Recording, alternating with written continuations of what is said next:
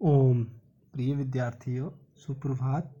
बच्चों, नैतिक शिक्षा की इस कक्षा में आप सभी का स्वागत है। आज हम पाठ नंबर 10 पढ़ेंगे, जिसका शीर्षक है अहिंसा। अहिंसा क्या होती है बेटे? हिंसा ना करना ही अहिंसा कहलाती है। अब हिंसा और अहिंसा ये पाठ के माध्यम से हम लोग जानेंगे।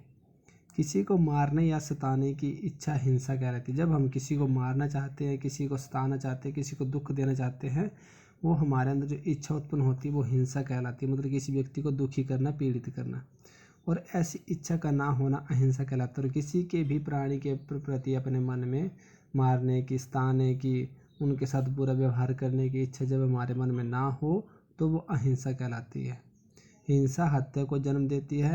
हत्या करना पाप है। हिंसा जो है वो हमारे मन में जब उत्पन्न होती है तो हत्या को जन्म देती है, अर्थात हमारे दिल में हत्या गलत कार्य करने के लिए हमें प्रेरित करती है, और हत्या करना महापाप है। इसलिए अहिंसा को परम धर्म कहते हैं। इसलिए अहिंसा को ही परम धर्म कहते हैं। हमें हमेशा अहिंसा के पुजारी बनने चाहिए। अहिंसा परमो धर्मः। अहिंसा ही सर्वश्रेष्ठ और परम धर्म बताया गया है।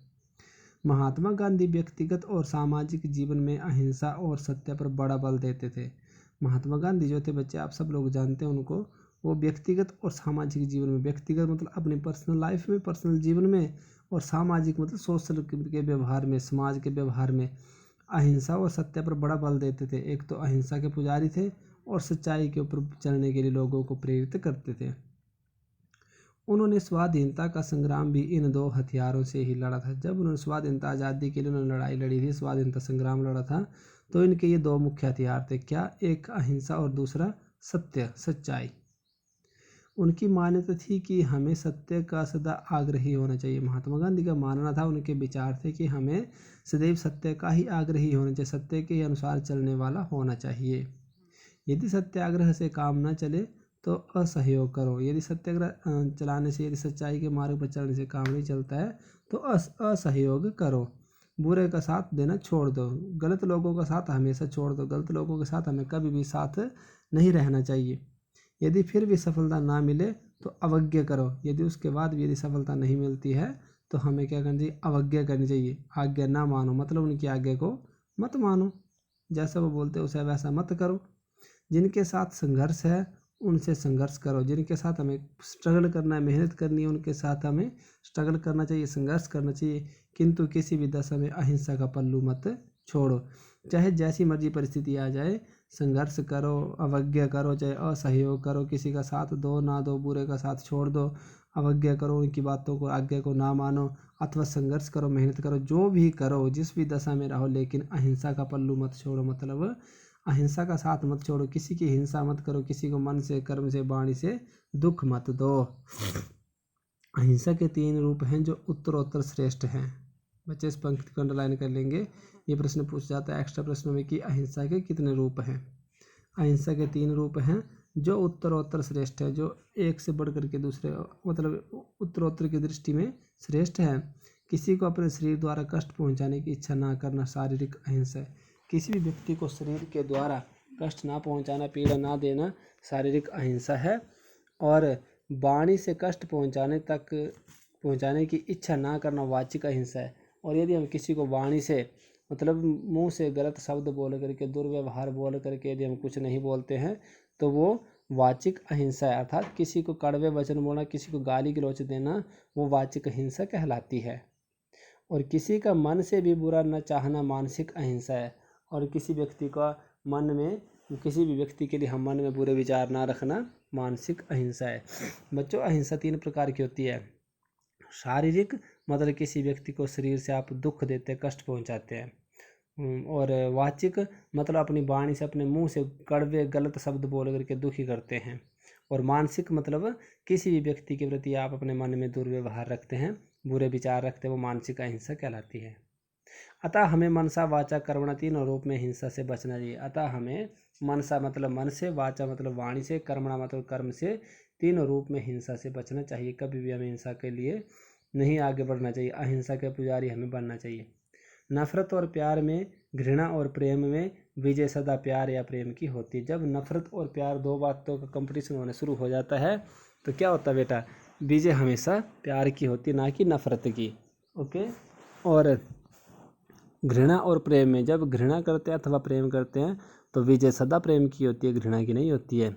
वन में तपस्या करने वाले ऋषि मुनि के आश्रम में सिंह आदि पशु उसी प्रकार आचरण करते थे जैसे हमारे घरों में पालतू पशु करते हैं।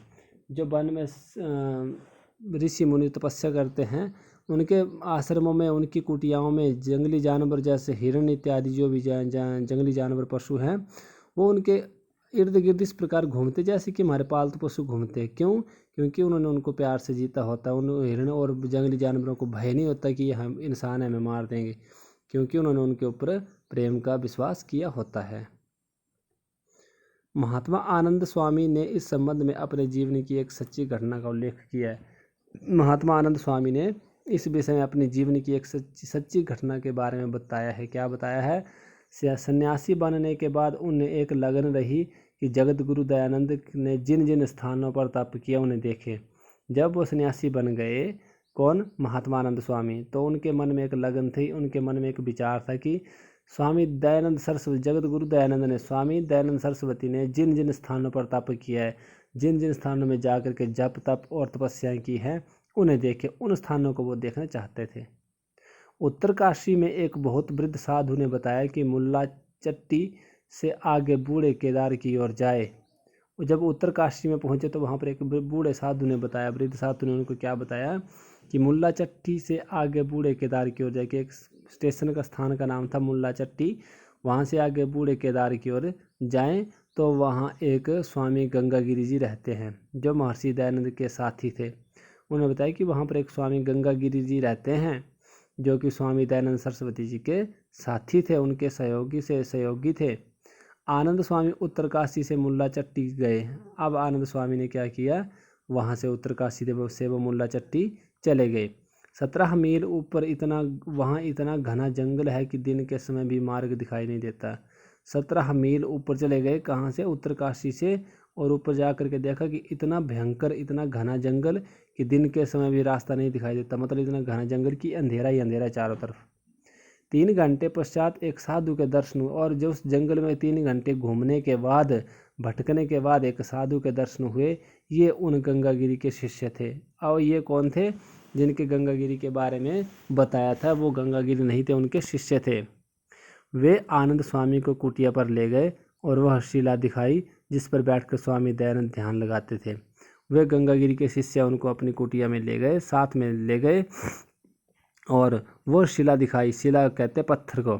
वो पत्थर दिखाया जिस पर बैठ करके स्वामी दयानंद सरस्वती ध्यान लगाते थे। आनंद स्वामी ने भी उस पर बैठकर ध्यान लगाया। आनंद स्वामी ने भी उसी पत्थर के ऊपर, उसी शिला के ऊपर बैठ करके ध्यान लगाया। कुछ देर भगवान का ध्यान किया। ध्यान के पश्चात आंखें खोलने पर उन्हें एक विशाल शेर अपनी ओर आता दिखाई दिया। और अंत में जब उन्होंने ध्यान के बाद आंखें खोली तो क्या हुआ कि एक बहुत ही भयानक विशाल शेर उनकी ओर आता हुआ उन्हें दिखाई दिया। साधु महात्मा अपनी कुटिया के बाहर बैठे थे, और जो महात्मा थे वो अपनी कुटिया के बाहर बैठे थे। उन्होंने आवाज़ देकर कहा कि यह सिंह आ गया है। उन्होंने कहा कि अरे आपकी तरफ शेर आ गया है। वे बोले घबराने की आवश्यकता नहीं है। उन्होंने कहा, किसने? जो साधु बैठे थे उन्होंने कहा, किसको? महात्मा आनंद स्वामी को, कि आपकी तरफ शेर आ रहा है, परंतु घबराने की आवश्यकता नहीं, आप डरना मत, डरने की ज़रूरत नहीं है। यह सिंह तुम्हें कुछ नहीं कहेगा, ये जो शेर आ रहा है ये आपका कुछ नहीं करेगा। आनंद स्वामी आधी आंख से सिंह की ओर देखते रहे, और आनंद स्वामी जो थे वो आधी आंख बंद करके, आधी आंख खोल करके शेर की ओर देखते रहे। ये उनके पास से निकल कर उस साधु के पास चला गया। जो वो शेर आया था वो महात्मा आनंद स्वामी के पास से निकला और उस साधु के पास से चला गया। साधु ने उसकी पीठ सहलाई, उसके पाँव खुजाए, उसके सिर पर हाथ फेरा, उसे प्यार किया और शेर परे चला गया। साधु ने क्या किया? उसकी पीठ सहलाई, उसके पीठ के ऊपर हाथ फेरा, उसके पाँव खुजाए, उसके पाँव के पंजे को थोड़ा सा खुजलाया और उसके सिर पर हाथ फेरा, उसे प्यार किया, उसके सिर के ऊपर हाथ फेर करके उसे प्यार किया और शेर परे चला गया, शेर दूसरी तरफ चला गया। इसी साधु ने बताया कि दयानंद इसी प्रकार सिंहों से प्यार करते थे। उसी साधु ने बताया कि जो स्वामी दयानंद सरस्वती थे वो इसी प्रकार शेरों से प्यार करते थे। वास्तव में यदि हमारे मन में दूसरों को सताने की भावना ना होकर प्यार की भावना है तो दूसरे के हृदय में भी इस भावना का संचार होता है। वास्तव में अंत में क्या कहते हैं कि यदि हमारे मन में दूसरों को सताने के बदले यदि प्रेम की भावना है, दूसरों के प्रति प्यार की भावना है, तो दूसरों के हृदय में भी इस भावना का संचार होता है। तो दूसरों के हृदय में भी, तो उनके हृदय में भी इस भावना का संचार हो जाता है। ये भावना उनके मन में भी पैदा हो जाती है। अहिंसा को इसलिए परम मार्ग कहा गया, इसलिए अहिंसा को ही परम मार्ग, श्रेष्ठ मार्ग बताया गया है। अहिंसा से सब बैर, भय और आशंका दूर हो जाते हैं। जब हम अहिंसा के पुजारी बनते हैं, किसी का गलत नहीं करते हैं, तो उससे सब बैर अर्थात शत्रुता, बैर कहते हैं दुश्मनी को, सभी सारी दुश्मनी, भय अर्थात डर, और आशंका दूर मतलब मन में जो वहम होते, जो शंकाएं होती, वो दूर हो जाती है। तो बच्चों ये हमारा पाठ था अहिंसा, बहुत ही सुंदर पाठ था। हम लोगों ने इस पाठ के माध्यम से बहुत कुछ सीखा है, समझा है। आप लोग भी इस पाठ की वीडियो को बार बार सुनेंगे और अपने जीवन में हमेशा अहिंसा के मार्ग पर चलने का प्रयत्न करेंगे। किसी भी व्यक्ति को, किसी भी प्राणी को मन से, वचन से और कर्म से दुख ना देने की कोशिश करेंगे। इन शब्दों के साथ इति ओम शम।